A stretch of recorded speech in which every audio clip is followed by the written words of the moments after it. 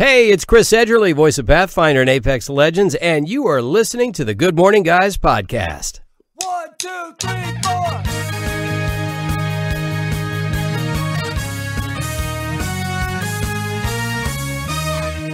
Good morning, my brothers and sisters, on this, our 89th episode of the Good Morning Guys podcast. Thank you so much for joining us as we discuss the game of life amidst the other games we love to watch and play. I am one of your hosts, the Brazilian mountaineer and Pixar apologist, Lucas Ham Swisher. Also with me, the judge, jury, and executioner of fake news and spoilers, and Long John Silver's, Patrick Novosel. I don't like how you added the Long John Silver's into that now. Yeah. Come on, you gotta own it, man. You love that place. Made him seem gross. It's yours. Woo! Next to that guy, the volleyballing beast of the East who can make you laugh in 3 words or less, or your money back, Ronnie Johantges. Hi. And our final member of the GMG Quadfecta, who's got music in his heart, Doctor Who on his brain, and La Coretta in his old stomacho, Marc Boucher. Well, tonight it's grilled chicken. Oh, not La Coretta. Fair enough. I will edit that. I did have it a next few days week. ago. Good to know. In addition to the usual crew, we are tonight a quintfecta once again. We have a special guest with us. He's a voice actor extraordinaire, bringing to life everything from a gun-toting, zip-lining robot in Apex Legends to a triple scythe-wielding shinobi in Naruto Shippuden, to a plethora of characters in The Simpsons, thousands of grunts and brutes in the Halo series, and my personal favorite, and my children's personal favorite, Sid Highwind in Final Fantasy VII, Advent Children, and the Kingdom Hearts series, just to name a few, which barely scratches the surface of his career in animation, video games, and film. Chris Edgerly. Hey. How's it going? We're the monkeys. Hey. Thank you for having me. Welcome, Chris.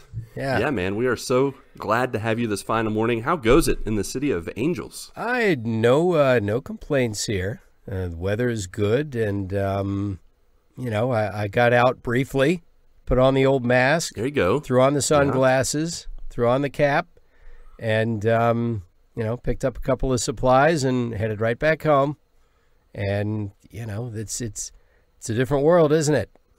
Yes, it is. You're Absolutely. telling us. Yeah, we were talking about how the fact that my wife and I, that we have a 6-year-old and an 8-year-old, and we moved into this nice 2-story condo. It's right in this village area where we could walk to everything for the last 5 years. That's what we've done.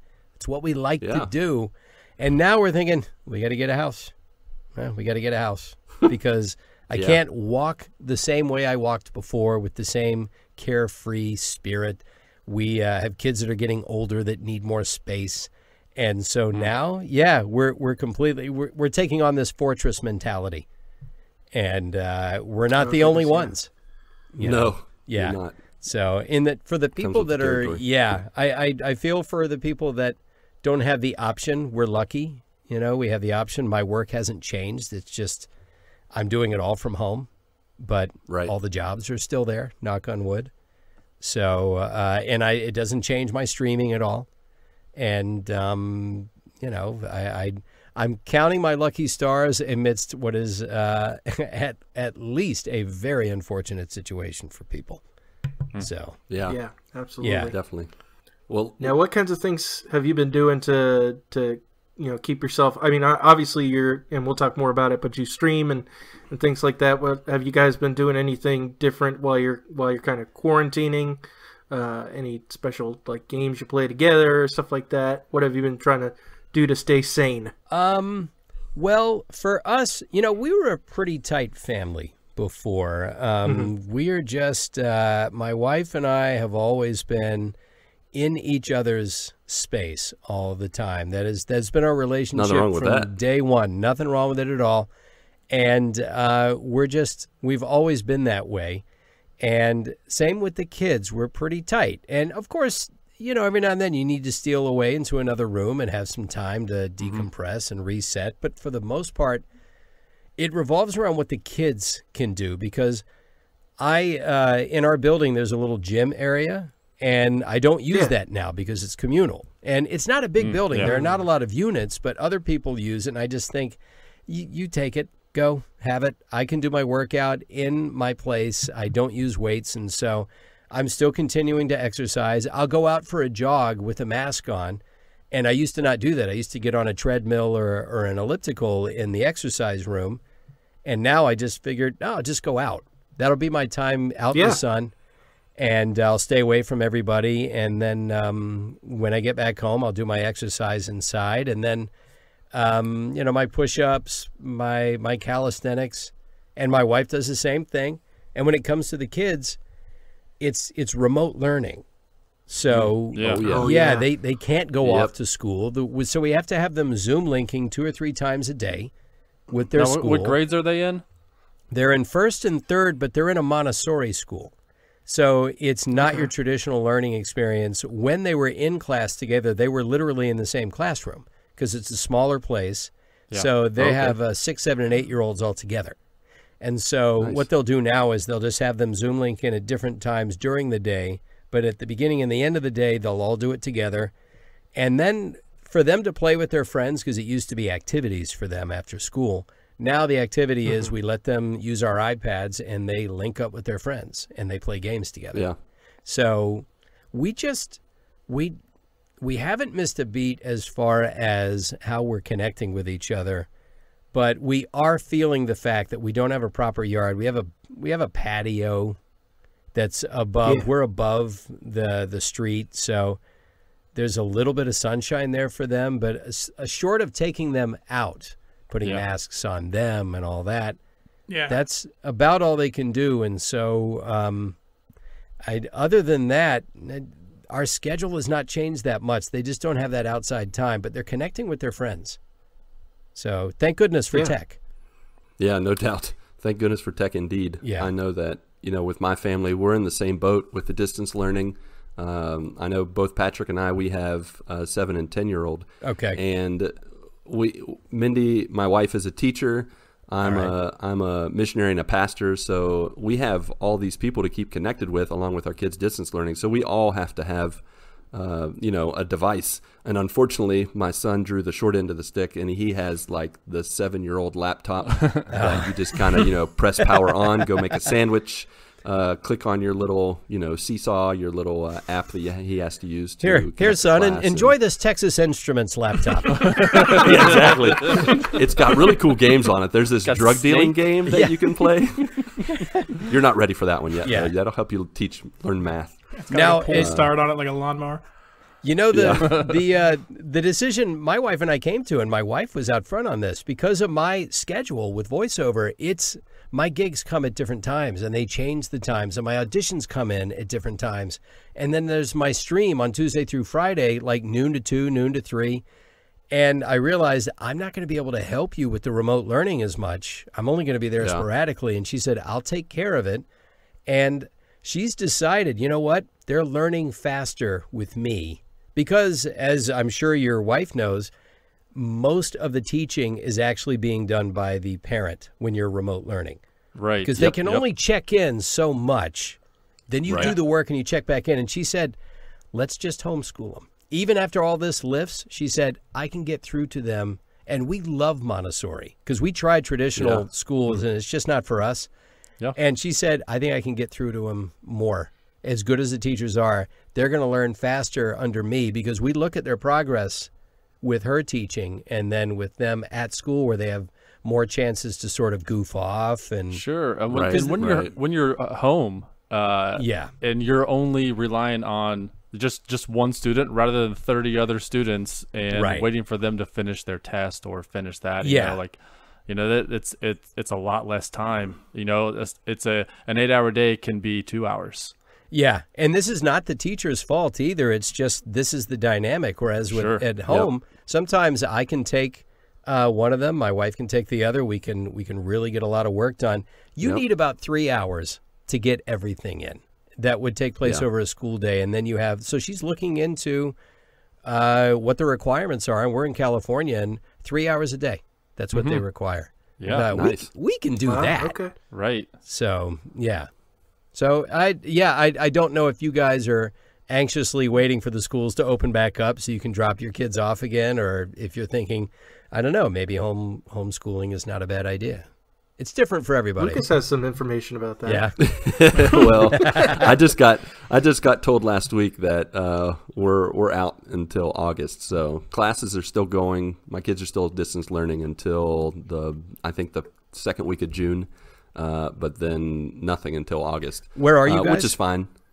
I'm in Sao Paulo, Brazil. So I'm getting a little bit of a different flavor. Yeah, quite a bit. Experience with this whole COVID-19 pandemic. Well, because for the most part, nobody's paying attention here in the city of Sao Paulo. Brazilians are still hugging each other, walking around everywhere, driving around.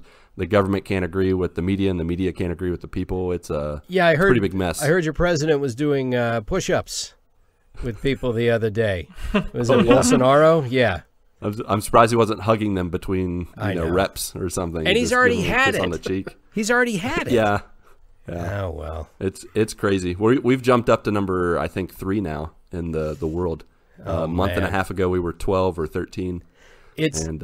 My wife is from Venezuela, and she, they have their own issues right now. And things were bad before COVID. I don't even know what COVID has done there. She talks to her friends Latin occasionally, American but countries are terrible. Yeah, because the press does not quite get the free reign it does to report. And there's then you got to compete with state media too. So the messaging is a real problem. So good luck. For sure. Good luck. Well, we get a lot of guidance from the U.S. and we've just decided, you know what, regardless of what what people say, we're going to stick with the U.S. guidelines, which thankfully have been a little more, I think, responsible. I mean, I know there are pockets of Americans that are like, I want to do what I want and go out and do whatever. But for the most part, I feel like solid the American people have been pretty responsible. Yeah. I know. That is, do what I want when I want. Exactly. And I live in a place that's, and I'm fairly left of center myself, but there's quite a bit of rational middle for me. And I live in a place that's pretty progressive, and I still see people out with no masks on. And I'm thinking, you're not special, okay? Yeah. And I know you're outside. You're not invincible. Yeah, you think, well, I'm outside. Yeah, but you're going to stop, and you're going to do this, and you're going to touch that, and you're going to spit when you talk to somebody, and you just don't realize that it's I know. It makes me angry, but you can't tell behind my mask. I'm just like that guy's still looking at me over there. Yeah, I know. Yeah. I think he's smiling. I don't know. I think he's smiling. That's a really weird wave, but otherwise he seems. He's missing some fingers. Not all 5 of them. I know. Are there 4 more waves coming after that? Okay.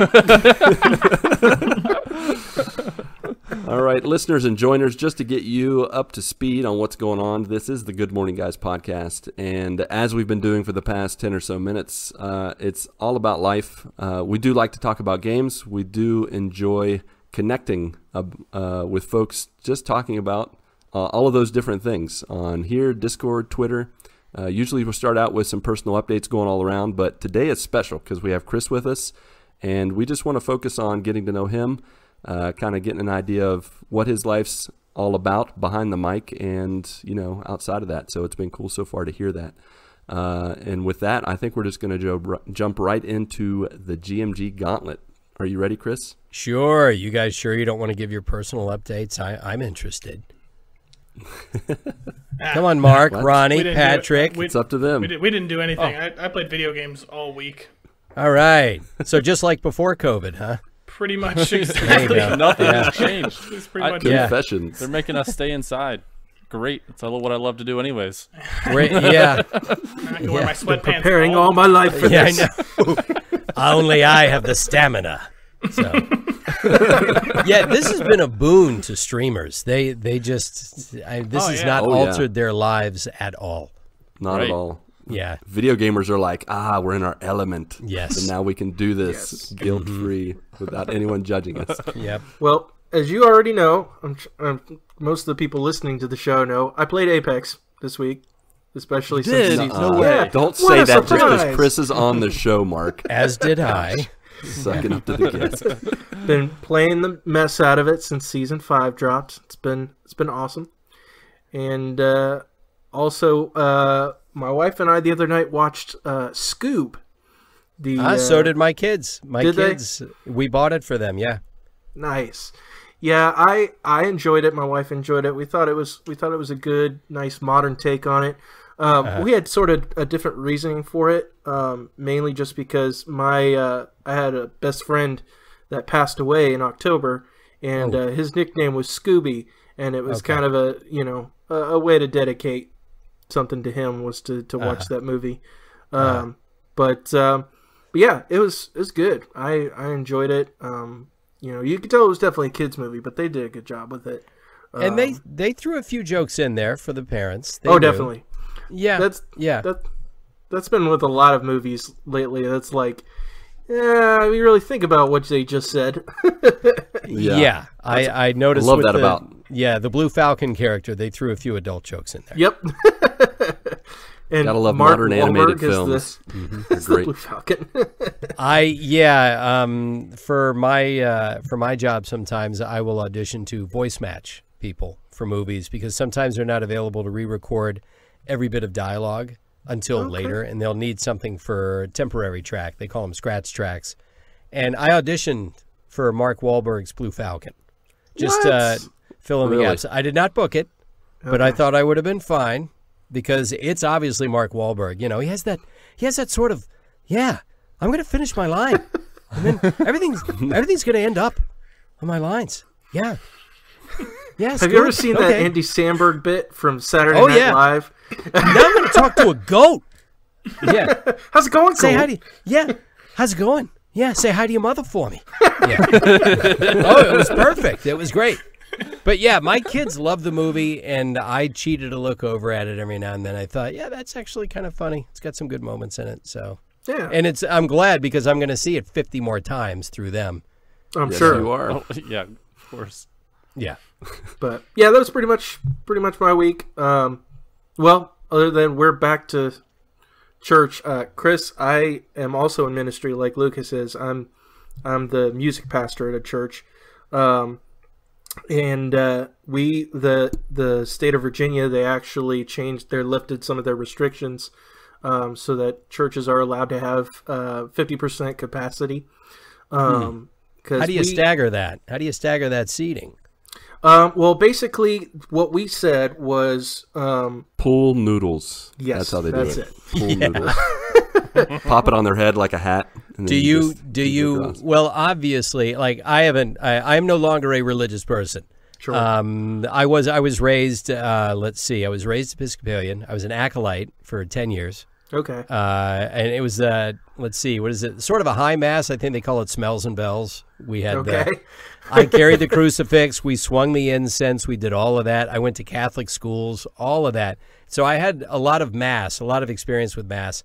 And, you shake the hand of your neighbor, you hug someone hello, you pass the collection plate. I'm sure all of that has to be tweaked quite a bit. Absolutely.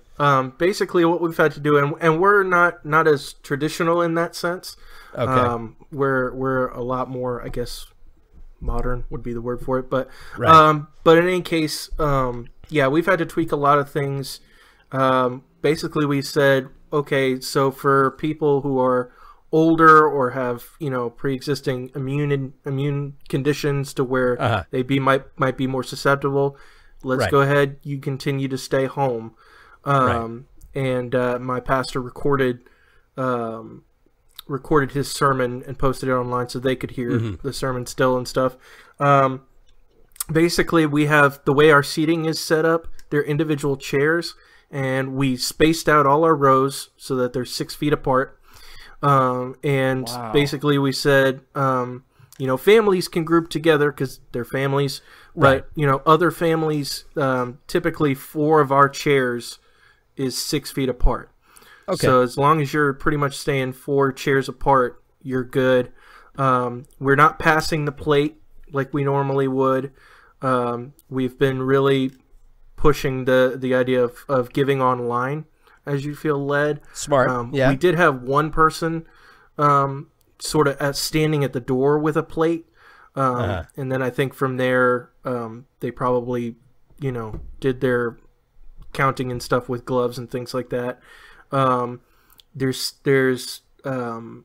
sanitizer in several different places. We had different members of the church basically opening doors so it's only one person grabbing the handle and just opening the door for people. All that kind of stuff. So what does that do to the capacity then? Because if you're stretching it out 6 feet apart, I mean, it's got to be only a quarter or something. Honestly, it didn't hit us that much because the last count that we had was about 72 people, and capacity is larger than that, but that's our average attendance is 72. So if you basically tell the more at-risk people, recommend them to stay home, then you're pretty much at that capacity, at that 50%. Which I think the cap was 61 were allowed in, and we pretty much had that. I think we also did, we have a short-range FM transmitter, because we've been doing some like drive-in type services where people could be in their cars, because we're allowed to do that here in this state. But we basically kept that going, so if we did hit capacity, people could still sit out in the cars and listen to the service going on if they wanted to do that. What if you're driving by and you catch some of it, and then, all right, let's swing back around. I want to hear what he's saying. And he only catches about half of the sermon. Drive by service. Yeah, exactly. All right, swing. All right, let's go get a burger. I want to come back for the ending. I hear the ending's good. For the third point. I bet this is going to be a good one. Exactly. Well, my mom is still a devout churchgoer, and I think she would, pre-COVID, she was going, I mean, she's retired, so she was going, obviously, on Sunday, and I think she would go during the week, and she would help out a lot, and she said they're just doing all online services. And, for quite a while For quite a while, we were doing mainly online stuff while we had the restrictions here. We canceled all in-person church services. Everything was done through YouTube, all that kind of stuff. Like I said, I know not every state's like this, but some states have started kind of easing back gently on restrictions. This part of Virginia wasn't. We certainly had cases, but we weren't affected as bad as like the northern part of Virginia. So that's more of a high density population in Northern Virginia. I have family there. Really? My uncle and I have an uncle and a brother there. So that's one's right, in McLean. Yeah, one's in McLean, one's in Arlington. Okay. Yep, I've been there. Nice. Yeah. And you're originally from Maryland, right? I was born in Silver Spring, and then my parents split when I was 2, and so I would go up to Silver Spring and Rockville and Gaithersburg, depending on where my dad was living at the time, because he was working with the government. And I guess as he moved up, like his apartment's nicer this year. And then, it's a condo now. And so, it's a house. So, there you go. And I would visit like once or twice a year. And I got to know the area. And I always really loved the inside the Beltway. I thought it was beautiful. Mm-hmm. And then I grew up in Savannah, Georgia. And so one of my brothers, like two of my brothers, I have 3 brothers. 2 of them went off to work in the government, and then one of them ended up coming out here to L.A., and he still does work like with the VA. And my younger brother works with the Secret Service in accounting. So he's inside the Beltway. And he tells me that, it's the D.C. metro area. So I said, brother, you better mind your P's and Q's, man. Yeah, there are subways there that, it's high density. Yep, so absolutely. I said, be careful. So you may as well marry that girlfriend, because you might not, you guys may as well just move in and get married. I don't know, just blame it on COVID. COVID. Yeah. Who is your witness for this betrothal? Yeah. COVID and Corona. Yeah. Patrick, how about you, buddy? What's been going on? Well, I had 4 days off of work, so there's been a lot of gaming and a lot of video gaming and gaming with the kids as far as like board games go. But like Mark said, I've been neck deep in the new Apex Season 5, and it's love the new map changes they've done to Kings Canyon. I love the rig spot. The rig is my favorite. I love all the new voice lines. They're all like it's getting better and better every season with all the voice lines and how they're all playing off of each other. I really enjoy that. And then I've been trudging through that new Final Fantasy 7 remake. Currently in chapter 14 of 18, so going through that. But back to the movies. So my daughter, she's 10, and we're getting to the point. She's a little bit more mature for her age, so she's always been ahead of her age, as far as like understanding things that shouldn't, 10-year-olds shouldn't really understand. She has a lot of questions. She's very inquisitive. We've started to get into the PG-13 movies, and we're picking and choosing them. So, we're going with like the Pirates of the Caribbean, Avatar, things that don't have many suggestive themes. There are a little bit of cussing and things like that. So this past weekend we watched Signs, that M. Night Shyamalan movie. Wow. Okay. That's a pretty cool movie though. It is, and suspenseful. With PG-13 movies, there are more adult. The storylines are a little bit more complex. They're not just like straight line like PG movies are, and they're just funny and hilarious, and then that's it. With PG-13, it gets a little bit more complex. So we would pause the movie. I'm like, hey, did you understand that part? Why are they doing that? And we get to the end of the part. That's M. Night Shyamalan, the end of the movie. Everything all comes together. Here's the twist. Everything comes together. And so I pause it. I'm like, okay, this is going on. This is going on. Just remember, this happened back about an hour ago. And it ends. Give her the play-by-play. Yeah, well, yeah. So you did, because I could see her like deer in the headlights kind of thing. Like, okay, she's trying to put it all together. And then it ends, and I was like, "Did you like the movie?" And she's like, "Yeah, I really did." And I was like, "Did you understand the end?" And she's like, "Nope." Nothing.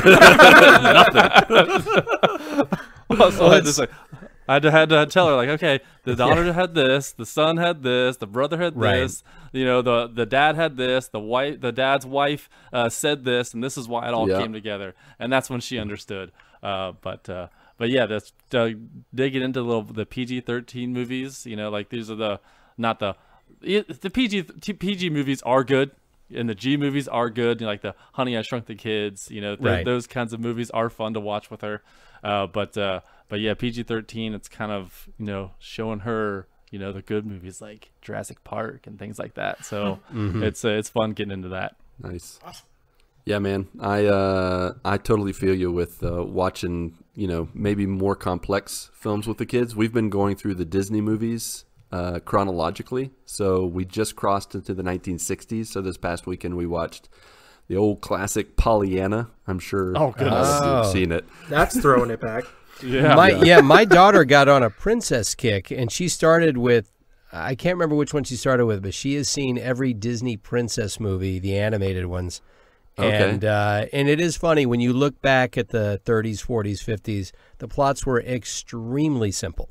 Right. Because they made them only for kids. The adults were fascinated because the animation was so good, but the plots were bare bones, and there was very little character development. It was just, here's one facet, but my daughter's 6, and when it came to Beauty and the Beast, she loved it over and over again. But by the time you get to Pixar, it's a whole different ball of wax. Emotional whole different ball of wax. Absolutely, Pixar they're the best. Yeah. That's good stuff. And that's the standard right there is the Pixar movies. So we've kind of watched it in chronological order to kind of build things and to, we've been rating them together as a family.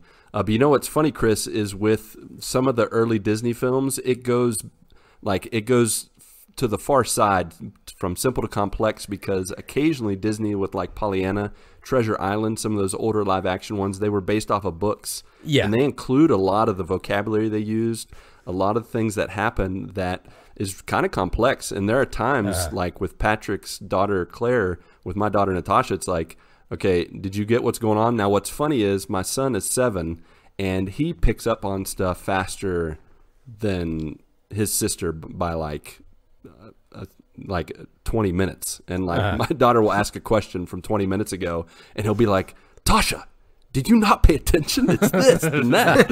And he'll get frustrated with her. It's kind of funny. But we watched Pollyanna. We watched Swiss Family Robinson. And the kids loved them. And I'll be honest that when I was a little boy, my son's age, 7, 8 years old, like I would watch those, but I did not get into them very much. I was just like, okay, this is, I have 20 channels, so this is what I'm watching because I don't have any other options. Yeah. But with this, they've really enjoyed them. They really liked them. They want to watch them again sometime. And both my wife and I are like, you can do that on your own. We watched them the one time. We're good, Yeah. If they enjoyed So. Swiss Family Robinson, you can throw them a curve. Well, if you got all that, next up, Lord of the Flies. Oh, yeah. Buckle up. Well, Yeah. well, we watched Old Yeller with him a couple weeks ago. Oh, so. man. He started Yeah. with that. No, I didn't start with it. It was in chronological order. So Well, but that was the first tearjerker they got to watch. Man, yeah, I know. See, I remember that one, and that one was pretty rough. That one was pretty rough on me. But I also Pun intended, remember rough. Yes, exactly. Well done. Bark, bark. See what you did.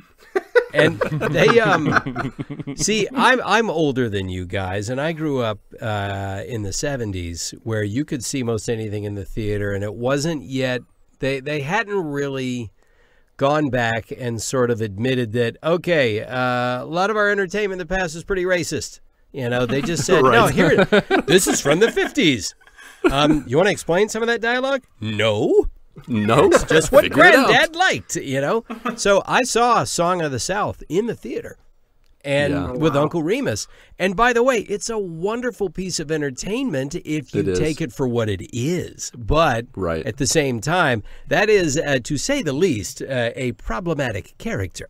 And, if you're a kid, you're not going to question any of that stuff. You're just going to watch it. You're going to have fun. You think Uncle Remus is super cool. He tells these great stories. And, here's the animation. Brer Rabbit is hysterical. All of that. But you get older and you realize, oh, my God, this is really a product of its time.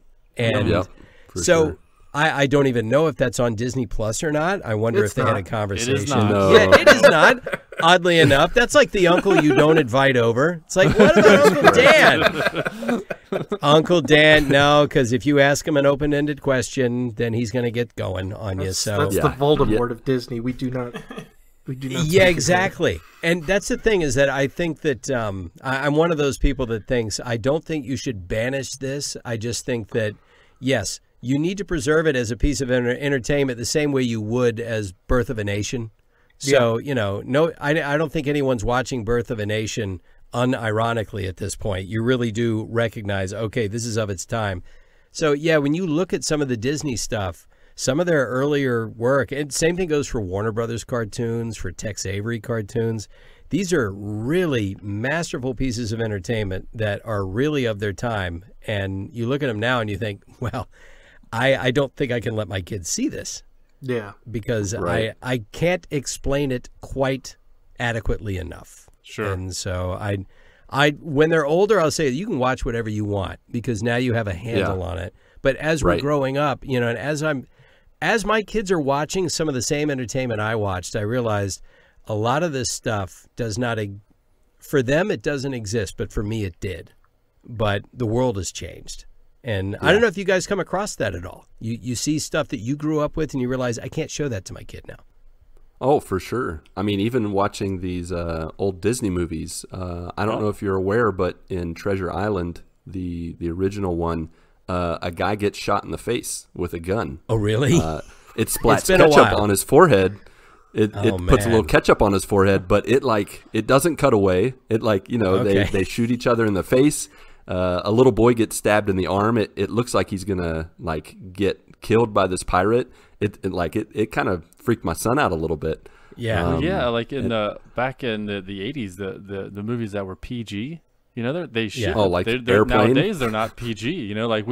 We were like, okay, PG. Goonies was PG. All right, I remember watching that when I was a kid. Yeah. We turned it on. The first few words in there were a few cuss words. I'm like, okay, we're gonna watch something else, guys. I do not remember this. Yeah, I know the sensibilities change. I don't know how you guys feel about it. I think it's sort of a push. Certain things I think people are overly sensitive about, and I don't think you need to protect your kids from everything. Other things, it's like, yeah, my kids don't need to see that. I saw it, and I shouldn't have. And so I do it a la carte. I take it as it comes. You know, well, and you have to. Each kid is different too. Yeah. Like with my son, back in the day, I don't know if any of you guys are familiar with Bubble Guppies, but it's just a kid show, and he was watching an episode where a dinosaur was chasing the cop car with the Bubble Guppies, and he was probably 3 years old, and he acted like we were watching Saw or Night of the Living Dead. Like, he was so scared for the Bubble Guppies. That was the next night where you watched Saw. Yeah, we were like, encore. This is how you feel about this. Let's watch a real scary movie. Yeah. This is nothing, son. Well, I do think it's interesting just how quickly some things change. My wife and I first started dating in 2008. One of the first movies we saw together was Tropic Thunder, which is an absolute classic to me. It is so spot on. And now it seems to happen every year or every few months. Someone on Twitter, who's usually a teenager, discovers Tropic Thunder and is absolutely outraged. And then what follows is a bunch of older people just rolling their eyes at them, saying this movie is satirical. They're making fun of actors who act like this. It's not, deadpan serious about any of it. And and it's almost always a case of someone not even having seen it. And so that's absolutely when the kids are old enough, because I believe it's rated R. Sure. I believe Steve Coogan's character basically gets beheaded by an explosion, and they have a joke with it. So it's like, you can't watch that yet. But I will absolutely let my kids watch that later, because it's a send-up of everyone who takes themselves too seriously. And yet now, I don't know if you could make that movie, and it's only been 12 years. Yeah, for sure. It's crazy how fast times have changed, for sure. Yeah. All right. Speaking of things changing, we are going to change gears into a little bit more about you, Chris, into our topic of the show, which is you. And so without further ado, let's jump into the GMG Gauntlet, where we are going to pummel you with questions. Bring it. And hope that you survive.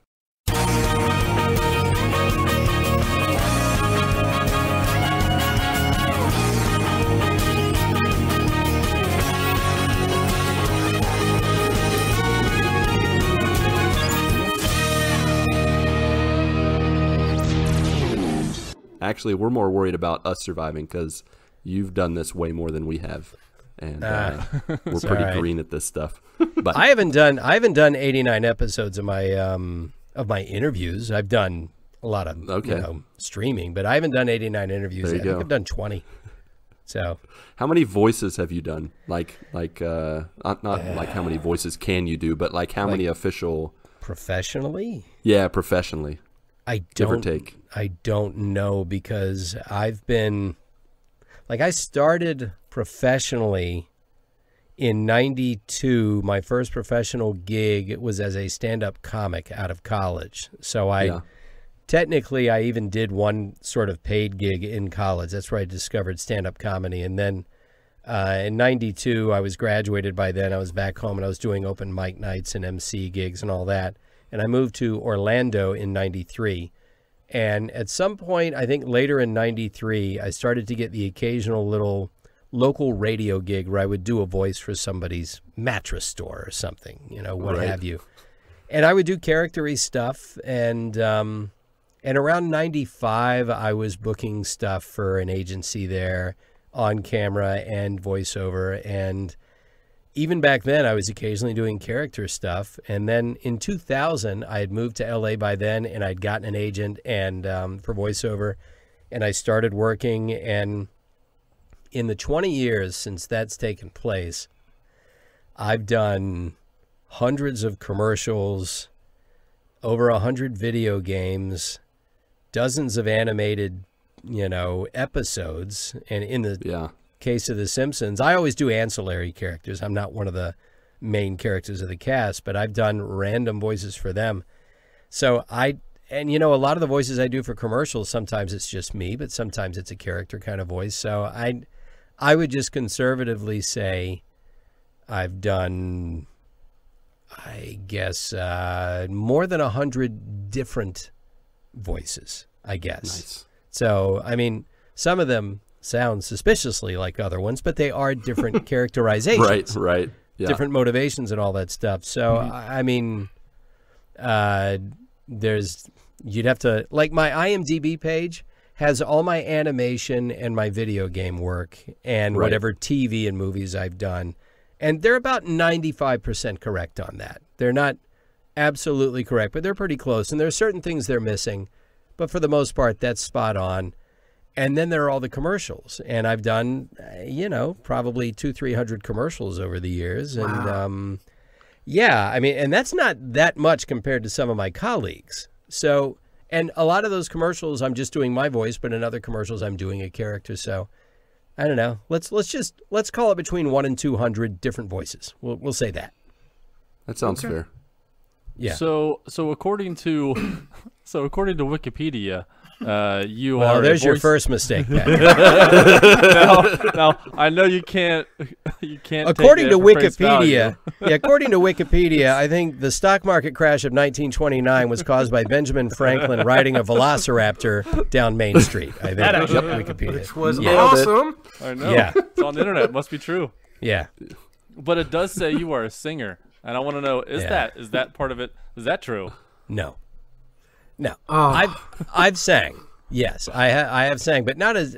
I mean, some of my jobs as a voice actor have included a little bit of singing. Like some of it is on The Simpsons, but no. I mean, and I'm a pretty good mimic, and I can sort of mimic some singing. And my wife is a singer, and she says your voice isn't that bad, but there's a limit to what I can do. So one day on my stream, I sort of sang like Peter Gabriel for one of the viewers. I sang some of Sledgehammer, and she got a kick out of those for one of my mods. So I can kind of do that, but it doesn't make me a singer. So I mean, they can technically get away with that because I have been paid to sing, but it was very peripheral. Gotcha. Yeah. Yeah, we just wondered if you had any sort of a background, like we talked to Justine a couple weeks ago, and she can sing. Yeah, she comes from a musical theater background, so yeah, yeah, I do not. Okay. Yeah. And by the way, we did Legends karaoke a few months back where a lot of the Legends actors got together for karaoke. Yeah. And man, oh man, Justine, Allegra, Zara Fuzzle, who's the voice of the AI. Yep. Darren DePaul, who has done Broadway, and so has his wife. They're amazing singers. And I'm sitting here thinking, man, I just feel like a rock sitting here watching them. Yeah, they're doing operatic runs, and Zara was singing in Japanese and like fluent Japanese. I'm just thinking this is, okay. I'm going to get up. All right, here we go. I got friends in low places. Let's do that one. Yeah, I did. I sort of copped out. I did a song. I did Song 2 by Blur. And I do I do a decent Damon Albarn impression, and of that song. But that's kind of cheating because there's not a lot of singing in that song. Yeah, that's mainly scooping. Yeah, and then woohoo, and everybody's having so much fun, they don't recognize the fact that this guy just can't sing, can he? No, it's a deft karaoke move, is what that is. But strategic. Nice. Yeah, very strategic. Strategically done. Yeah. So, quick question, kind of shifting things. In terms of a couple of us here are Apex Legends fans. Obviously, it's mainly Patrick and myself. What's wrong with the other two? They don't have good taste. Figured it out yet. What's your problem, guys? What's your problem? I'm terrible at multiplayer. I'm not a competitive guy. So am I. It doesn't stop me from streaming it, but I'm horrible at it. So, Lucas tried. He's actually tried a couple of times. I did. I've tried twice. And it's opening just not day his cup of and tea. the beginning of this last season. Not your jam. I got you. Yeah. But Pat and I have been playing since literally day one, and gotcha. I was just wondering like how the audition process went for Pathfinder. How did they approach you? Did you have to submit an audition for it, or how did Respawn get in touch with you?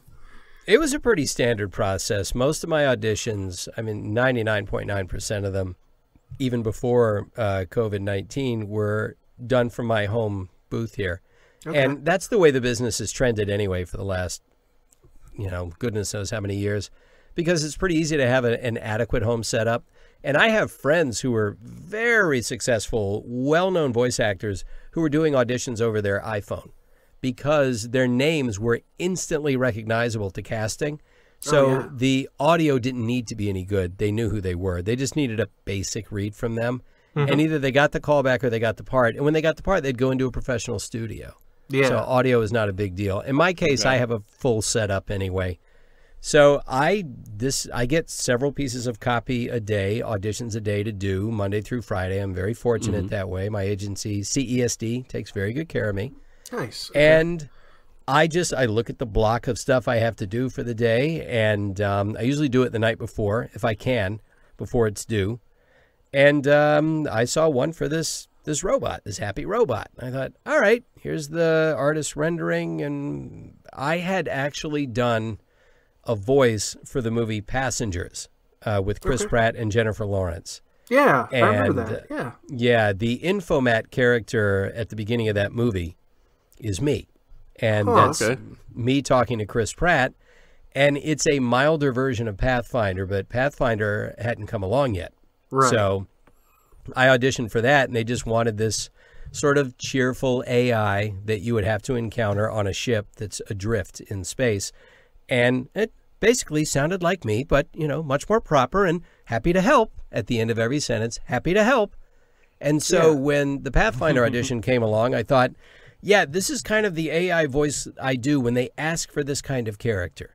So I just pumped it up a bit. I made him more excitable because he's in combat. And so Pathfinder is, a bit more excitable and pronounced, and sometimes he has to project more, high five. So that's what I did, and I got the callback. And so for the callback, and a lot of times you don't get a callback, you just book it. But this was a big project. I didn't know at the time, but so I went in, and I met with some Respawn people. We did it at a big studio lot, and it was a really fun callback because when you walk in and you know that you're sort of simpatico, everything just goes well. They're really happy to see you. They're not just getting you in and getting you out. And everything I tried, they loved. And everything they suggested was right in the pocket for me. So it was just a very easy, smooth experience. And that's not always the case. Now, is it like that with every audition? Like when they give you a copy of whatever audition, do they give you like any sort of background on the character, like motivations, just to give you a place to start in terms of finding a voice and things like that? Yeah, they will do that as much as possible. For commercial stuff, they usually will give you a sentence or two. And it's usually some basic things: warm, friendly, approachable, non-announcery. We don't want a salesman or somebody who's pitching you something. And in animation and video games especially, there may be different pieces of media, but their storytelling is still pretty thorough. And some projects will give you an entire page on someone. I find that I don't need that. I know a lot of actors that love it. They will read all the backstory you can give them, and they'll use that. I'm much more instinctual, and I like to go with my gut. I do not like to over-prepare. I tend to get a little stale if I do that. So I like to just go with the moment, and I have no idea if I would book more if I did it a different way. I'm happy with what I've gotten. Yeah. So generally, a paragraph for me, a sentence, if it's well written, will tell me everything I need to know to start, because if they really like you, they'll bring you in and work with you more. If they need to make a decision based off one audition, I suppose, the more backstory, the better. But I need as little as you can give me, and I'll take it from there. So with Pathfinder, do they give you lines, or do you like use your stand-up comedy background and come up with a whole bunch of new ones? Oh, they write. They write. They have 3 writers, at least 3 writers, and they work very hard on these lines. And the typical format for a video game script is a little bit different than the typical format for a sort of your 3-act script for a piece of animation or a movie or a TV show. And because those will be formatted like a script, whereas video games they're taking place amidst gameplay, and very often it's just line by line all the way down the page. Very, very structured. And in this case, you have the lines in front of you, and you just go down and do them. You give them about 3 takes of each. If they want to do a retake, they have you do that. And sometimes, yeah, if you want to ad-lib, they'll let you. You know, they've let me riff once or twice, and I've had a lot of fun with that. But generally, it was after a couple of seasons, I think. Once the character started to get established and people could connect me with it, and they trusted that my instincts were going to be kind of in line with who Pathfinder is. So it's not like they say, we don't have anything here. Would you like to please ad-lib something? They always have something. But they do leave you a little bit of room if you want it. Yeah, I always thought it was interesting, like, even in, like, the first couple of seasons of Apex, I noticed that, like, you would say the same lines, but a lot of times they were different inflections. They were different ways of saying it. It was interesting that they just decided to use different takes. Did they still have you doing that? Yeah, and that's for you, the game player, because if you hear the exact same take every time, after a while, you may not even realize it, but it's a little stale. And so even if you alternate. You need a little variety. I mean, if your wife asks you what you want for dinner and every single day you say salmon and you say it the exact same way, she's going to think, I think he's not paying attention. And, you know, so if you hear Mozambique here and you hear it the exact same way every time, it becomes too rote. And so Mozambique here, you can load a phrase so many different ways with how you choose to say it.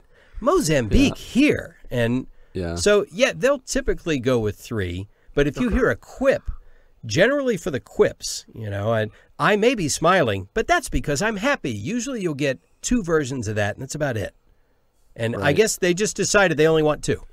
That reminds me of Spider-Man. I don't know if you guys saw the video where they kind of broke down how in PS4 Spider-Man how they recorded all his lines while he's in the city at rest, and then also like after running, or they would give a different track and they would seamlessly hop between the 2 if you would make Spider-Man either just walking or swinging through the city and he's like exerting himself. It'll automatically change it back and forth.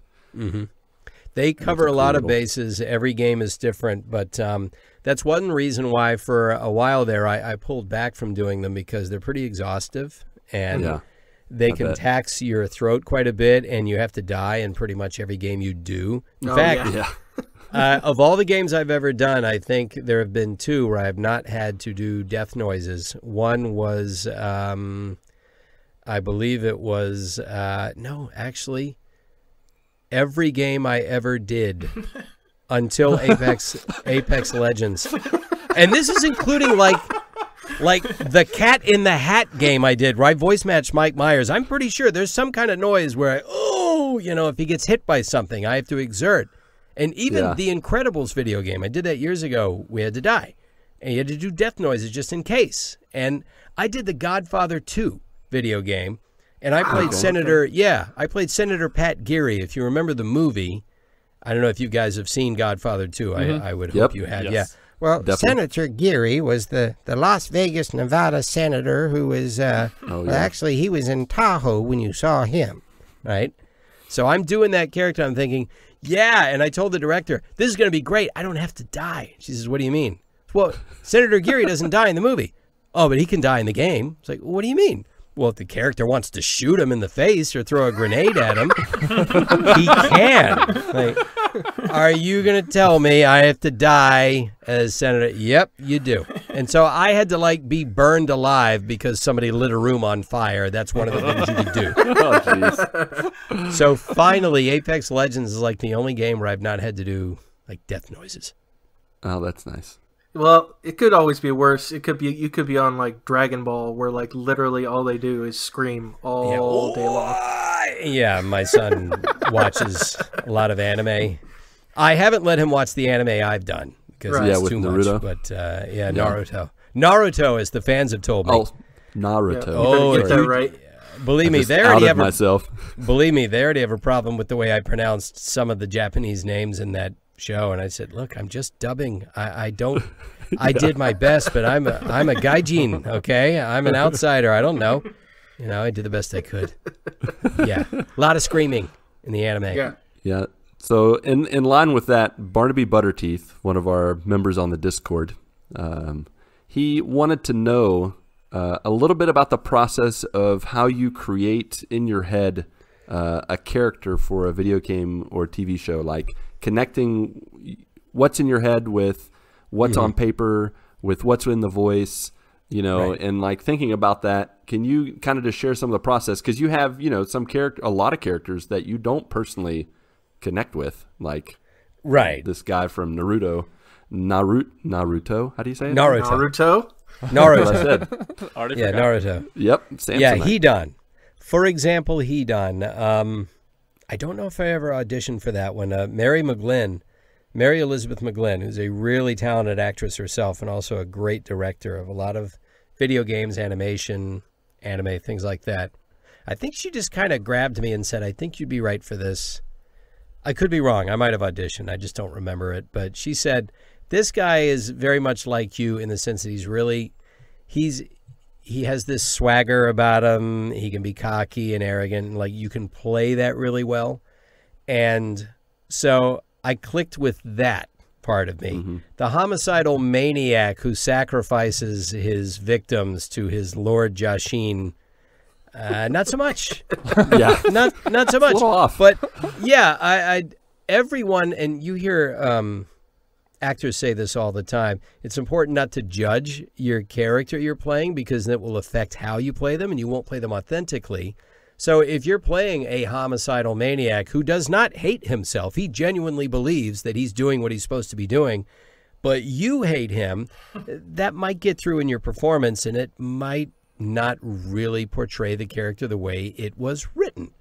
So in the case of, say, Hidan, I just sort of put myself in the headspace of if he's enjoying himself in the moment, okay, that's what I'll pretend. And if he has worked himself up into a fury, that's what I will pretend. I can go home and leave all that behind. It's just not, it doesn't stay with me. I have found that there are very few projects that I've worked on that have been emotionally wrenching. There have been some that put you through a ringer.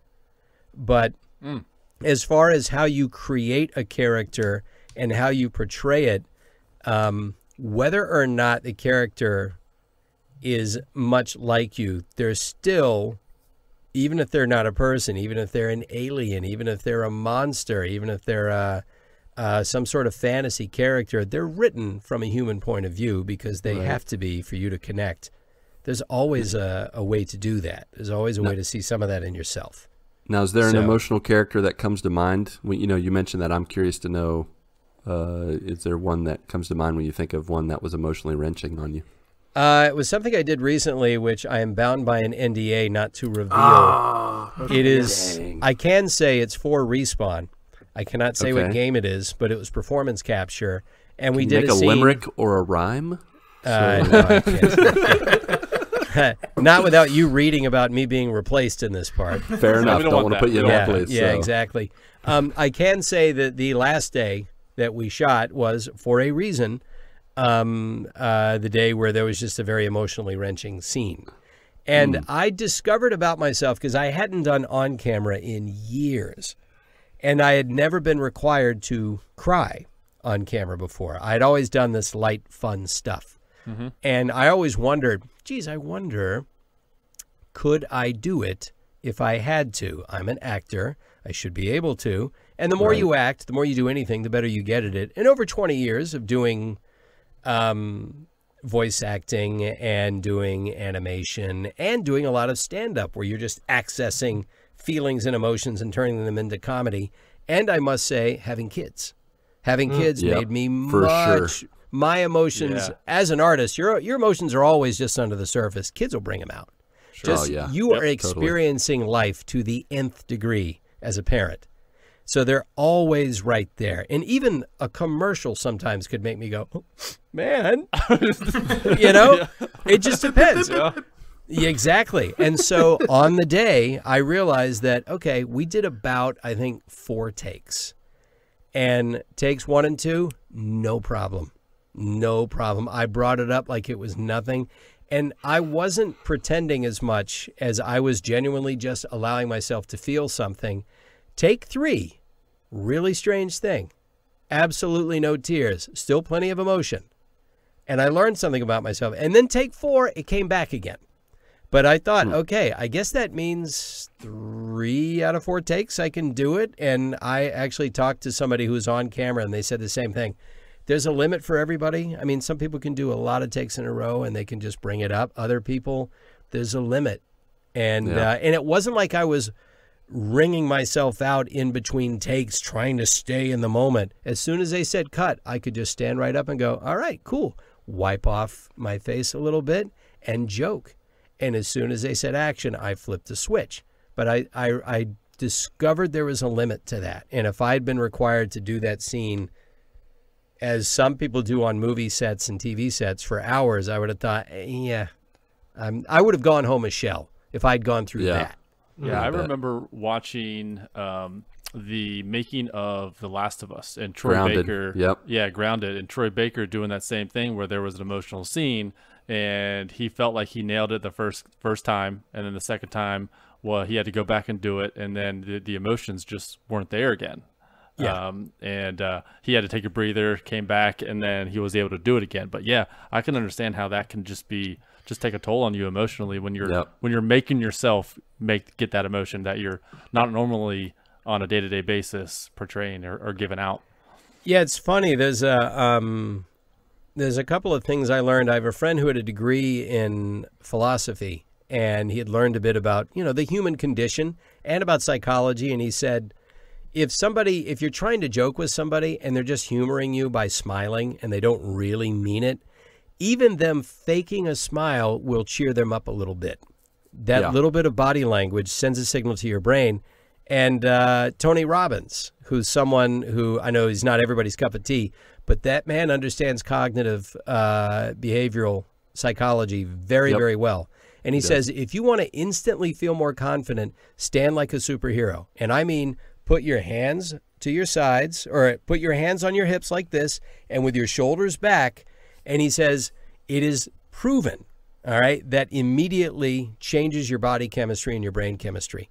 Yep. And he says, just try it and you will see. And so even if you're faking crying, but you're still crying, it's going to register and it's going to add up. And it's just sort of that's one of the things about the job. So you're saying the practice of sticking your hand in your pocket and pinching yourself is not the best way to cry. Well, it might look good on camera, If the director has to stab you with a red hot poker to get them tears, all right. They'll do it. Yeah. Method acting. Yeah. We need that scene. Los from the Discord as well. He just had a simple question for you, Chris. He said, what is your favorite game you voiced for? Like, not your favorite voice work, actual game you played that you were in, and why is it Disney Infinity 3.0? Why is it? And then he posted a picture of I'm guessing it's the guy that you voiced. It's the blue guy with the mohawk. Probably Yondu. Yondu. Yondu. Yondu from Guardians. I'm doing Michael Rooker. So just doing my Michael Rooker impression, I guess. Y'all. Yeah, I guess Michael Rooker wasn't available or didn't want to, or they couldn't pay him enough. Who knows? So I was Yondu. So nice. I've not played the game. I had a lot of fun doing Yondu. I have not played the game. Let's see. I played a lot of the games I voiced earlier in my career when I was a single guy and I had the time. Sure. And back in those days, in the early aughts, as you guys might remember, you had to buy a game at a store. And you had to bring it home, take it out of the case, and put it in the console. So if they sent me a copy of the game, great, I'd play it until I heard my performance so I could sort of grade myself and think, all right, yeah, that was good, or I didn't like that so much. And one of the games I played, and I'm in the game a lot, is Return of the King from the Lord of the Rings. Oh, Aragorn, right? Yep. Yeah, Aragorn. I did Aragorn for Viggo Mortensen. Yep. So he was done doing the games, and so I was the voice match. And that one was a fun playthrough because I'd really enjoyed the movies. I set it on the easiest possible setting, and I just sort of, you have all the time in the world, and it's player versus environment. So right. I had a lot of fun playing that game. I enjoyed that, and I'm in it, and like I'm happy with the Viggo voice I did, but we discovered that I luckily Viggo in the game, Aragorn in the game, doesn't speak very quietly. It's usually battle, and I could do a very good Aragorn in battle. I can hit those high notes and project as Aragorn, but when he's quiet, when he's more soft spoken, it's very hard to capture Viggo's voice in that regard. And so even the lines that were quieter, they kind of had me go a little louder just to sort of fit. But that, Apex I put in its own category because I play it all the time, and I play it as part of a stream. So there's a whole bunch of other experiences that come with it that make it really rewarding. Right. But yeah, that one sticks out in my mind. Cool. Gotcha. So speaking of Twitch streaming, and Pat, I know technically I'm stealing your question right now. Go ahead, man. Peek behind the curtain.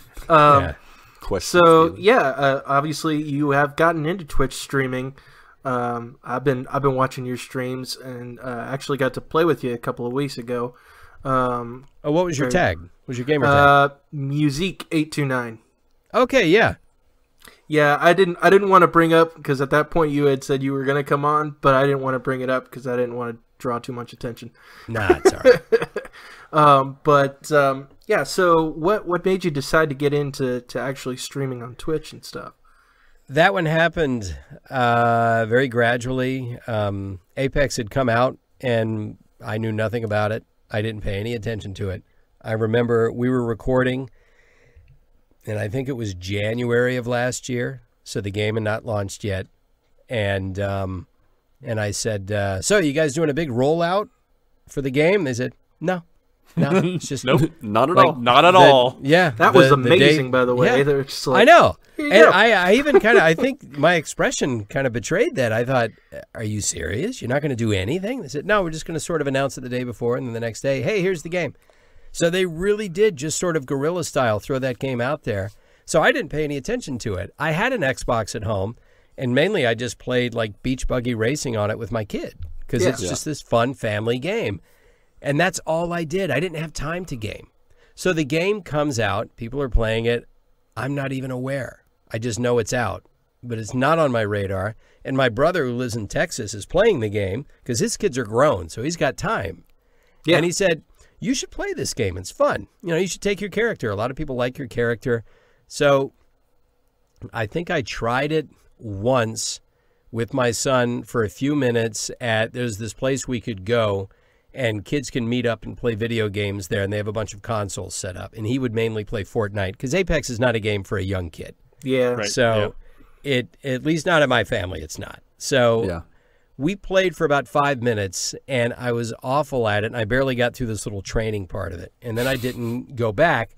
And then May of last year, I started to say to myself, okay, apparently, if I'm going to play this game, I should do it so I can have a little fun with it because I'm a voice in it. So I had learned that you could capture 10 minutes of footage on your Xbox, the last 10 minutes that had occurred, I think. Mm-hmm. And I thought, okay, so I'll go in, I'll do some funny voices, doing Pathfinder, playing the game, and I'll just capture it and then export that to my computer and I'll edit it and put it up as a joke on Reddit. See if anyone notices, see if anyone cares. So I got a little notice for that, and then I started to record me playing the game. So if you go to my YouTube channel, you will see the very first Apex videos I do, if you go back far enough, are just me playing the game, and it's almost literally for the first time. And it's this compendium of epic fail. I mean, I'm not that good at the game now, but man, was I bad before. And I started to get a little bit of notice, and I thought, oh, well, I could stream directly to a platform, so I don't have to keep making these videos. I could just play, and maybe somebody will watch it. And I started with Mixer, because I think it was just easy to do it from Xbox. Yeah, it's native to Xbox. Exactly. So I started doing that. And after, I would say by like October, I'd built up a few hundred followers, and I was starting to stream maybe 3 days a week regularly. And gradually I thought, you know, I think I would actually like to do this as a side hustle, as a venture, as something that maybe could bring in a little extra revenue. Like financially, I was fine. I didn't need the extra money, but I'm ambitious. I would like to have a separate career that is completely in my control. So I can stream when I want to, monetize it however I want to. And when I get booked for voiceover, great, I do my voiceover. And they're linked. And so I thought, all right, this will be fun. And I decided, well, Twitch is a better platform for me because it's easier to monetize. It's easier to get partnered and affiliated. So I'm at the affiliate level, but I quickly realized, too, that I needed to have a more regular schedule. So since November of last year, I have slowly put together a steady schedule. And since, I would say, earlier this year, I've had regular guests on every week to interview. I have slowly created, if you've noticed what I've done with the stream, if you compare it to last year and this year, last year was just me randomly streaming. Now it's scheduled, it's structured, it's almost segment produced day by day. Each day is a theme. And I'm kind of just, I'm kind of a talk show host on a Twitter, on a stream platform. Yeah. And I'm approaching it that way. And I do some gameplay, but I would rather have each day be sort of a theme. And like Tuesday is Tryout Tuesday. Like tomorrow, Tryout Tuesday, we're doing Human Fall Flat. We do a different game. And I'm doing it with Roger Craig Smith, who's Mirage. Yes. So we're going to go and have some fun with that. And then Wednesday is the interview day, is the chat day. And I've got Darren DePaul, who's Revenant. And then Thursday is Challenge Thursday, where I get on with the mods or family, and we just take challenges from the viewers. And then Friday is Sub Friday, where I play with subs. And so every day is a theme. Every day is broken into its different parts. And and then I take the footage and I put it on YouTube, and I have just sort of decided, you know what? It's like having my own show that I get to produce, and I get to develop the highlights any way that I want, and I get to be like a sort of a talk show host and an MC. And I thought, this is the way I want to do it. I'm not one of those guys that gets on and streams for 6-8 hours. I don't just do gameplay walkthroughs. No one's coming to my stream for the gameplay. Yeah. No. They're coming either because they're having fun watching me joke with an actor, or because I'm a voice in the game, or because I'm a fun hang. And so I actually, because of this game, it introduced me to the world of Twitch and streaming. And I'm putting actual effort into doing it. But I've told myself it won't be streaming for more than 10 or 12 hours a week. And I'm trying not to spend more than 5 or 6 hours a week doing the editing. I'm trying to keep it all under 20 hours a week so I can still be a dad and a husband. Awesome. Because that's I'm a dad, I'm a husband, I'm a voice actor, and then I'm a Twitch streamer. That's the way I look at it. Nice. Priorities are huge. Yes, they are. Yes, they are. Actually, I have one small thing. I looked at a picture, or I looked you up in Google, and because like I'll be honest, I never know who Mark and Patrick are talking about. Like I have no idea. Like I just like they were always talking about people, and I'd never have any clue who it is. So right. But I looked it up, and the one that jumped off at me, like it says like TV and movies under you, was Celebrity Deathmatch. Speaking of shows that couldn't be on anymore. Yeah, I that's funny because we did that in like 05, 06. Yeah. And I wonder if they could. I wonder if they could do that now. Yeah, I don't know if they could do that. I mean, that show was. I mean, it was extremely graphic. I mean, obviously cartoon characters, but what was the voice in that? Well, the original Celebrity Deathmatch was on in the 90s, and I wasn't part of that. And I think that was a non-union show anyway. And that was actual claymation. Then they brought it back for MTV2, and I was Nick Diamond and Judge Mills Lane, referee Mills Lane. Awesome. So I was Nick Diamond, and I would call the bouts, and I would usually have some sort of psychological break or say something wholly inappropriate. And I was referee Mills Lane this year's death match, so let's get it on. I want a good, clean fight. Yeah, I want a good, clean fight. Yeah. So, yeah, those were my two guys, and every now and then I'd jump in and provide an extra voice if they needed it. Yeah. Like there's one where the Olsen twins fight the Osbournes, like Jack and Kelly Osbourne, and the Olsen twins fight them. And I think the Olsen twins are winning, but Jack Osbourne, I think, throws a cupcake into the ring, and one of the Olsen twins, I think, was anorexic at the the show was brutal. That show was absolutely very brutal. Yeah, very brutal. And she turns into Gollum looking at the ring. And the girl they had, they had a girl doing one of the Olsens, and she did a great Olsen twin, but she had, and the director is Jack Fletcher, who's a really funny guy, and he and I would get into these like movie trivia discussions where we would just throw arcane stuff at each other, and it was time to do the Gollum voice, and Jack said, okay, now it's time to do Gollum, and he asked the actress, now you've seen The Lord of the Rings, right? And she says, no. What? And I just saw him go, Lord of what ring?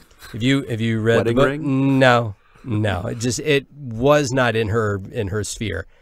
And I said, Jack, don't worry, I got this. And because we can all do a good Gollum, yes. All the fans know how to do Gollum, yes. Yep. And so I just said, all right, great, I get to do this one. And I did Kevin Federline for one. Oh, wow. Now that's back. Well, that one's actually, that's on my YouTube. I have like a Celebrity Deathmatch clips. Awesome. And there's a Kevin Federline one, and then there's the Gollum one, and then there's Nick and Mills and all that. So that's what I did for that show.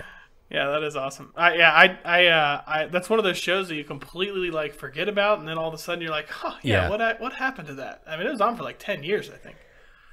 I think they did a few seasons on the original run, and then we did 2 seasons on MTV2, and I think they might have replayed them a lot. Yeah. And now everything's on the internet, so if you want to watch it, it's there. For sure. Yeah. That's awesome. That is awesome. He played K-Fed. K-Fed. That's right. K-Fed. Oh, man. Now, Chris, looking ahead to the future, and going back to Los had an additional question from our Discord. He wanted to know, are there any dream jobs that you want to be a part of in the future?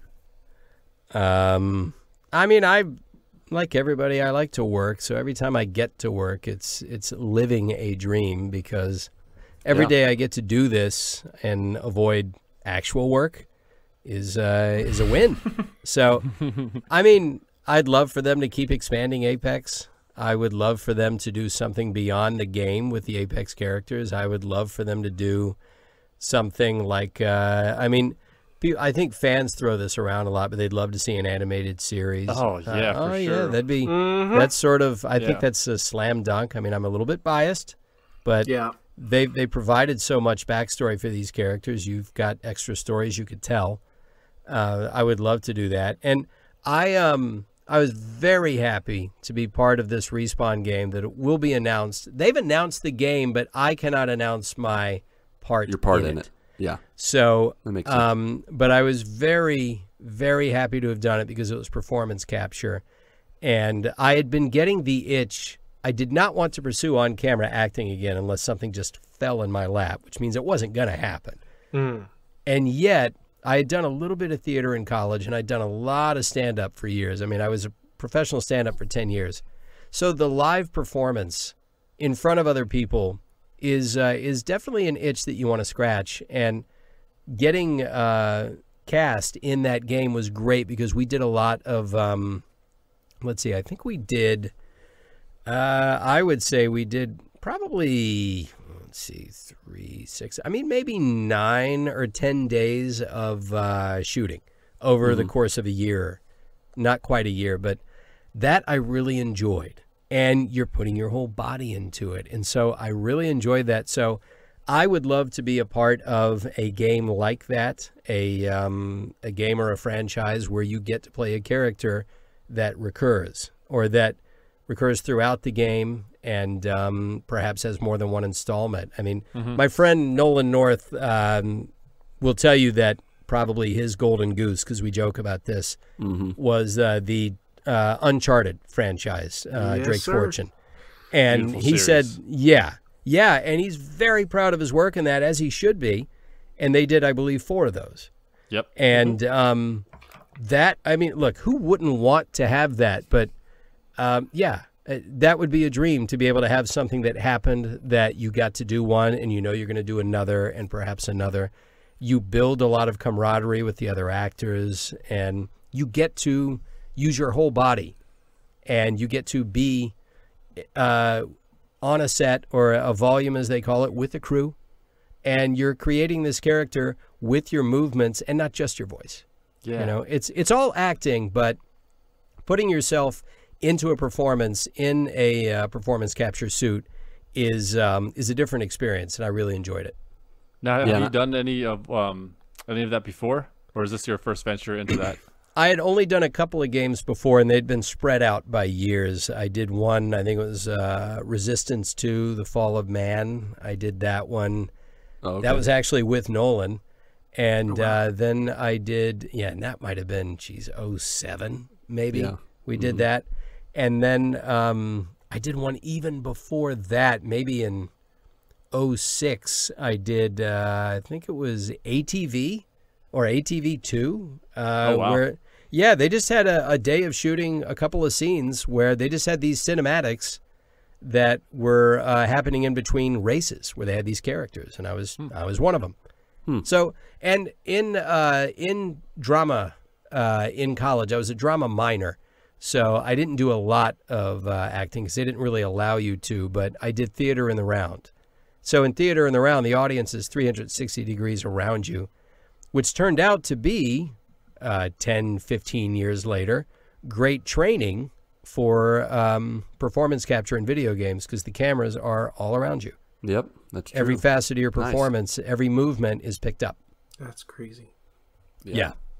Cool. Well, I hope that works out, that, you know, you'll continue to develop that. I'm sure you like to stick with your bread and butter and the things, you know, voice acting and that kind of stuff. But it sounds like the performance capture and kind of something that pushes you beyond just your voice is maybe definitely an exhilarating side of things that you kind of would continue to push you on in your field. And it's another facet. Unfortunately, it's probably going to be a while before you can get a few people together to make something, unless you quarantine them. That is true. Yeah. So it's going to be a little bit. But you know, I look at it this way. I get what I get. I've gotten plenty. I'm very happy with it, and I'm a big believer in self-starting. So I've created a stream. I've created a little show, and I'll make that into whatever I can make it, along with voice acting. Anything I get is fine. It's great. I have no complaints. Awesome. All right. Well, I think that's all for our hang with the man of 1,000 voices, Chris Edgerly. Thanks so much, man, for coming on. We did want to know, how can folks connect with you? You've already mentioned, you know, your Twitch channel, but you haven't mentioned it all by name. So plug your socials, the hodgepodge of things you're doing online, entertainment content, all that. How can people get keyed in on that? Sure. Thank you. TheEdgevoice on Twitch. So it's twitch.tv/TheEdgevoice, and that's all one word, TheEdgevoice. Mm-hmm. I generally stream from 12 to 2 PST, 12 Pacific to 2 Pacific in the afternoon, Tuesday through Friday. And I have interviews, hangs like this, and we play mostly Apex, but I do devote a day of the week to something else. And on top of that, I'm on Twitter at Chris Edgerly. My YouTube channel is Chris Edgerly, and I think in parentheses it's TheEdgevoice, because a lot of people know me by the gamer tag. And the stream is actually called the EdgeVoice Streamcast. Mm-hmm. And I called it that because I see it as not exactly a stream, because it's also like a podcast. Right. And so I just sort of combined them. And on top of that, I also have, and you can find a lot of this on Twitch and in the links in my videos, but a lot of people, because you're a voice actor and they know you from your games, they want personalized videos. So on Cameo, you can look me up, and I'm on Cameo. I do videos for people, and I do, because of the pandemic, I was going to be doing some convention appearances this year, and that went away. Right. But conventions are finding ways to do virtual appearances where you can appear and do a Zoom link and connect with fans. And so I've decided, and I did one, VisionCon 2020, which I would have done this month in Missouri. They just had it virtually. And so I've decided to sort of set up a store, because a lot of people go to the cons because they want to get you to sign something. They want to pay to have a video. Yep. They want to pay to have merch signed. So I had my convention bookers set up a store. And if you go to my Twitch page, there's a link for it. And it's basically just the online store. If you want me to sign something for you, I can do that. If you want a video, I can do that. And if you want a Zoom link with me and chat for like a half hour, because a lot of times at the cons, they just want to come up and chat with you for a few minutes. Mm-hmm. And so, and you know, instead of paying your ticket to get into the con and paying for all the other stuff you have to do, you could just come straight to me, or there are other voice actors that do this. So I set up a store to where if somebody wants that stuff, you know, we can still do that. And that's, in these times, about the only way I'm going to have to connect with fans like that is going to be this way. So you can find that on my Twitch page. It's down there if you just scroll down. Nice. Awesome. Yep. Nice. And every Tuesday and Friday, I throw up something on YouTube. Every Friday, there's an interview that goes up at 5 p.m. And every Tuesday at 5 p.m., I put up the highlights from the week before. Great. All right, man. So we'll definitely be checking that out. I know I was prior trying to do my homework, but it was really cool to see some of your interviews. I definitely listened to the Nolan North interview, and you guys go back and forth. There's always something about two guys in the same trade who have spent a lot of years kind of just going back and forth. It's really cool to get a peek behind the curtain on those things. So, yeah, we go way back. There were only two voice actors at my wedding. Fred Tatasciore was one, and he was the priest. He's an ordained minister. Oh, okay. And and I know, and he does. If you guys look up Fred, he's done everything. And he actually came from a convention to do the ceremony, and then he went back down to the convention to keep working. And Nolan was there too, because I had a really small, it was like 15 people, like my agent, my brothers, their partners, and Nolan and his wife, and my wife's side of the family, and that was it. So yeah, Nolan and I and Fred go back to like 03, 02. Very cool. Wow. Yeah, go way back. Very good. On our podcast end, if you do want to go beyond listening, remember to check us out on Twitter at the GMG Podcast, or Discord. Links in our Twitter profile also, or the show notes, where we are greeting each other every day, morning, afternoon, evening, or night, sharing dad jokes, talking about the latest TV shows, video games. If you're more old school, of course, you can use email, thegoodmorningguys@gmail.com. And then if you want to practice your radio voice, maybe get into some impersonations. If you want to do a little bit of old Gollum, you can call us at 929-GMG-GUYS. Leave a message, ask a question, let your voice be heard. Next week, we are going to be joiner-driven, and what that means pretty much, Chris, is that anybody and everybody can pick and suggest what we're going to talk about on the show, and then we just do a little poll the day before on Twitter. I'd like to know, do you have a suggestion for a topic for us to discuss next week. You guys mainly discuss media, right? Entertainment, video games, things like that. Yep. It's a big part of it, yeah. Man, that could go all over the place because I can do the exact same thing. I could discuss anything. But sometimes I like to revisit a movie and maybe defend it if people have had the wrong impression of it, or try to condemn it and think that, like, you guys are way overrating this thing.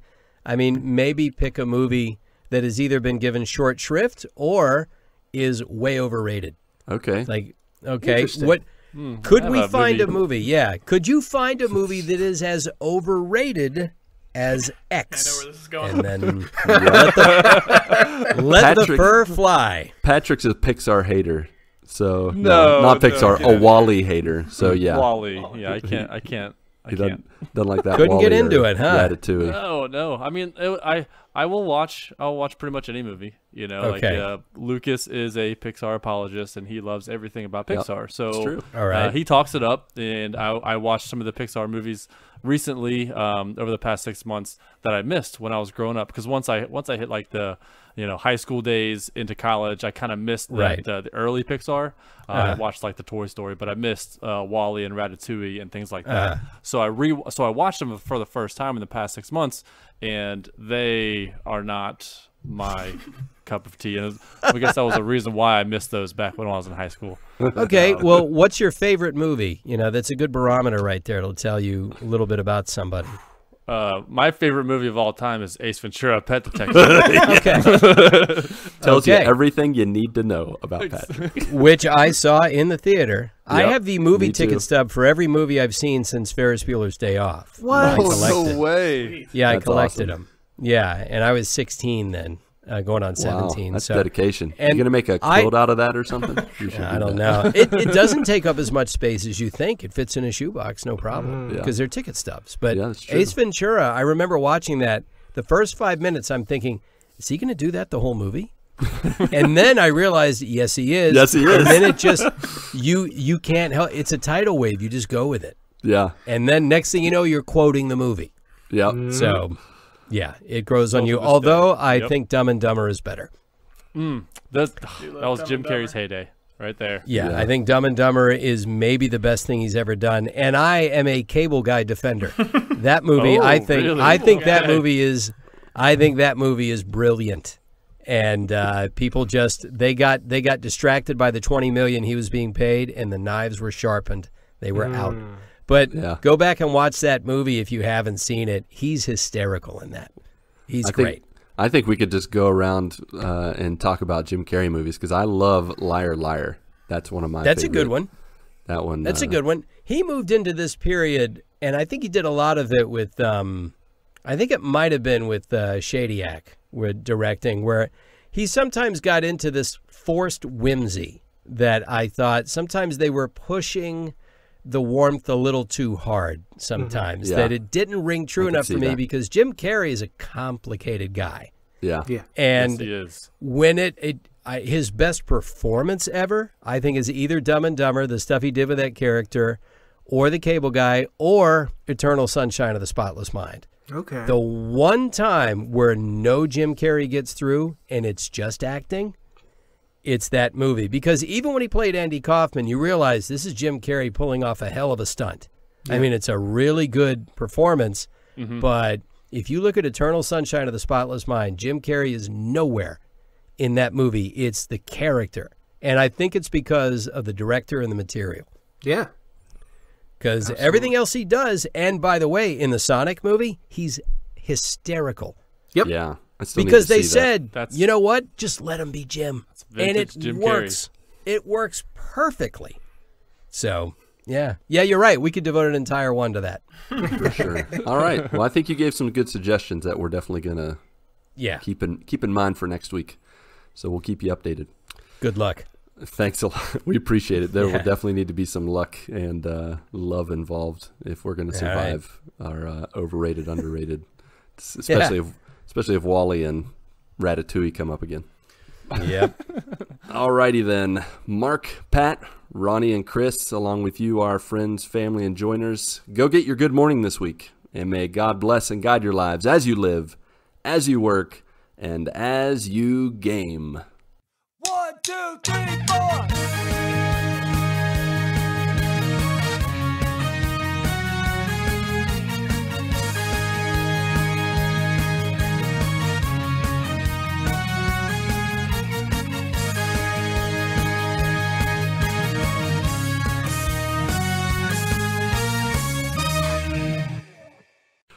Oh, man. Chris, just to give you a heads up on the rundown, I'm Lucas. Yep. That's Mark. I don't think it's the same. You just pointed at Chris. Really. Your names. I'm a little box up Your here. names are there. Top left is Marc. Oh, yeah. Marc Boucher, Lucas Swisher. I am Lucas Patrick Ham Swisher. Novosel, and Ronnie. What is it? Yeah, just go ahead and take a crack at that. Say it. Johantges. Johannes. Making it sound all German. It's silent G. I'm sorry, Ronnie, but they spelled that name wrong. Yeah, that's right. Yeah, they did. Yeah, you don't have to apologize. I've been dealing with it my whole life. It's awful. I believe me, Edgerly has been mangled thoroughly in my life too. Yeah. So. Really? Like, have they said like Edgerly? Edgerly was the most common offender, and then Eagerly. Okay. Just adding letters. That sounds like a stage name. I eagerly what? What did I Edgerly, eagerly do? Please finish the sentence. Edgerly. I heard Edberg once, and I thought you're just seeing what you want to see. Yeah. Edberg. Yeah. So now my light is off. So I'm just gonna. Yes, it is. Yeah. Now there it is. I'm just experimenting with the different warmths of it, but yeah, ready when you guys are.